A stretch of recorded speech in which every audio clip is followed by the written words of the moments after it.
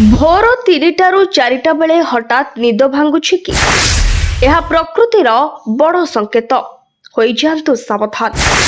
एही समय रे उठवा परे निश्चय करंतु एही कार्य। प्रकृतिर एही संजोग भल कि खराब चलंतु जानिबा एही भिडियो रे। अनेक लोक ब्राह्म मुहूर्त समय 3टारू 4टा पाखापाखि निदर उठंती बिना अलार्म किंबा केही सेमानको न डाकिले मध्य सेमानको निद भांगी जाए। जदि आपणक सह एपरि घटुछि तेबे भयभीत हेबार कोनोसी आवश्यक नाही, बरং आपण खुशी हेबा उचित, कारण ज्योतिष शास्त्र रे एहा बहुत शुभ बोली विवेचना करा जायछि। रांचीर ज्योतिष संतोष कुमार एक जातीय गणमाध्यम को कहिसथि जे प्रकृत रे सकाळ 3 रु 4टा पर्यंत समय अत्यंत गुरुत्वपूर्ण। यह ब्रह्म मुहूर्तर सबुठारो गुरुत्वपूर्ण समय मना जाए।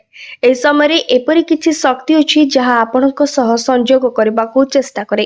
एही समय रे कोन करबा उचित संतोष कुमार कहिसथि जे जदि आपण 3टारू 4टा मध्ये उठुछंती तेबे आपण बुझिबा उचित जे प्रकृति आपणकू किछि वार्ता देउछि।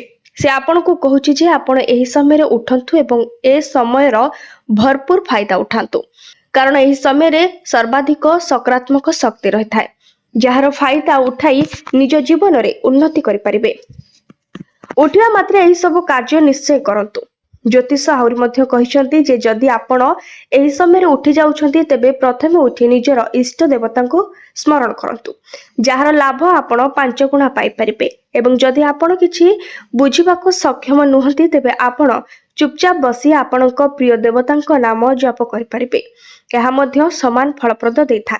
जीवन रे चमत्कार परिवर्तन घटिबो। आहुरी मध्य अनेक लोक निद्रा रोग रे पीड़ित। तेणु जदि आपणक सह मध्ये एपरि घटुछि तेबे आपणकर चेकअप करांतु जे आपणकर कोनोसी समस्या अछि कि नाही।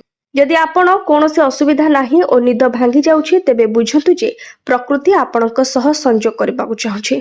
यदि आपण एही समय को भल भाबरे व्यवहार करिवे तेबे निज जीवन रे परिवर्तन देखि परिबे। एपरि करुवा व्यक्ति सकारात्मक शक्ति पाइबा सह जीवन रे प्रगति, नाम, सम्मान और समाज रे प्रतिष्ठित होई पारंती। Bureau report, BNS live.